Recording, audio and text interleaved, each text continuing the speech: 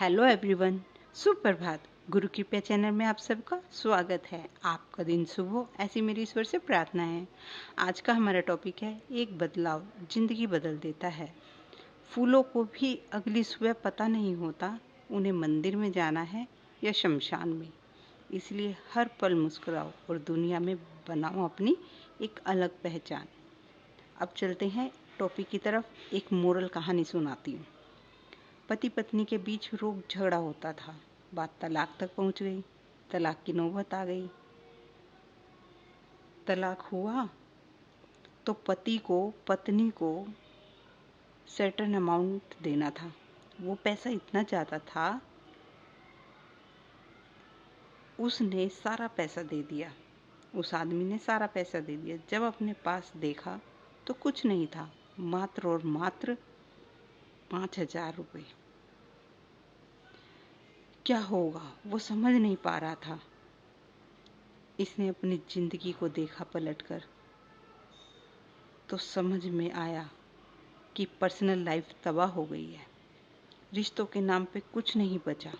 पत्नी चली गई और पैसों के नाम पर सिर्फ और सिर्फ 5,000 रुपये उसके पास थे। इसको एक ही ख्याल आया कि दुनिया छोड़कर चला जाता हूँ, जान दे देता हूँ, मर जाता हूँ।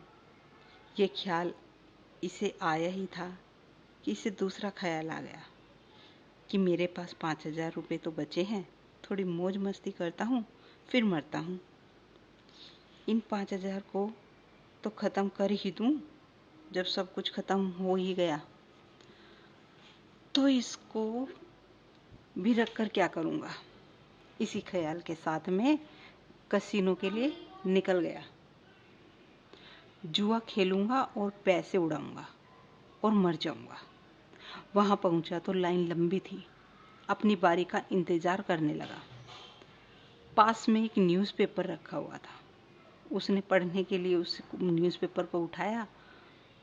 उस अखबार में इसे एक बड़ी खबर मिली जिसमें लिखा था कि सरकार ने एक बड़ी खदान को गोल्ड मिसाइल, जिसे सरकार ने ये सोचकर खुदाई करनी शुरू करी थी कि इसमें सोना निकलेगा, उस माइन को नीलाम करने का ऐलान किया है।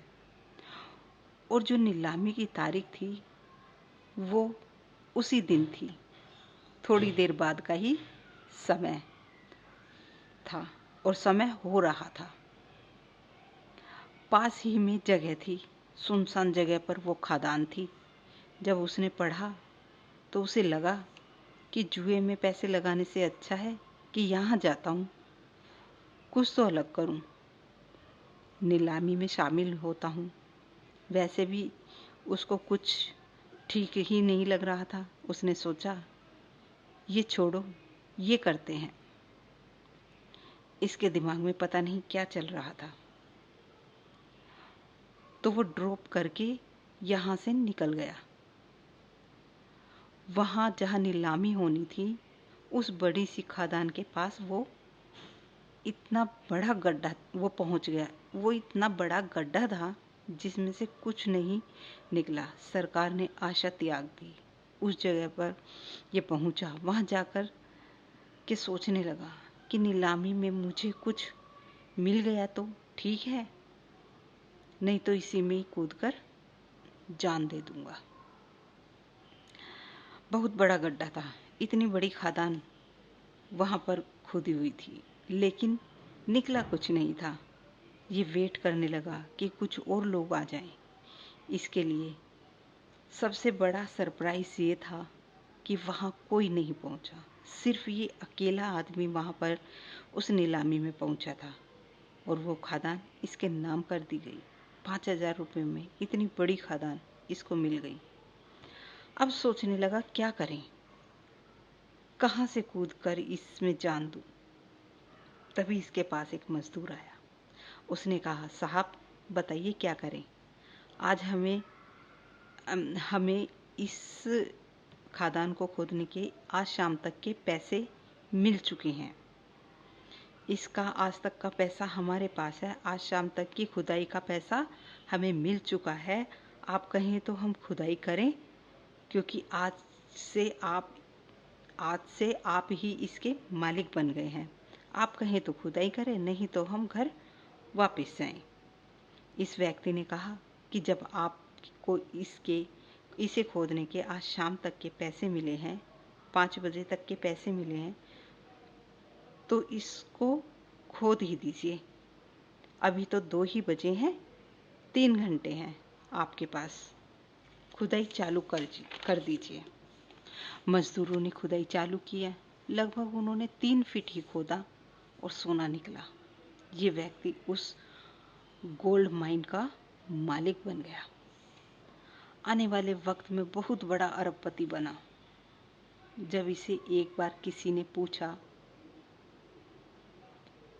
इसके बाद की जिंदगी और मौत के बीच में कि क्या अंतर है, तो इसने कहा सिर्फ 3 फीट का अंतर।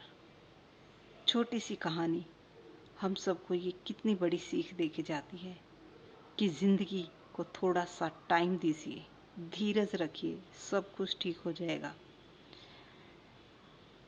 काम बिगड़ते देर नहीं लगती, लेकिन काम बनने में थोड़ा टाइम लगता है। तो हमें धीरज और पेशेंस के साथ अपनी बारी का इंतज़ार करना है। जब सब लोग आशा त्याग देते हैं, अगर आप आशा रखें, उम्मीद रखें, तो आप जिंदगी में कमाल कर देते हैं। उस सोने की खदान में कोई नहीं पहुंचा। लोगों ने सोचा गड्ढा है, उस गड्ढे को लेकर क्या करेंगे। उस नीलामी में अकेला आदमी पहुंचा और उसने खुद भी जिंदगी की आशा को त्याग दिया था। पर उसने सोचा चलो एक बार ये कोशिश और कर लेते हैं। इसने सोचा था जो होगा देखा जाएगा, लेकिन ऊपर वाले के पास इसके लिए कुछ अलग ही प्लान था और उन्होंने इसकी ज़िंदगी में कमाल कर दिया।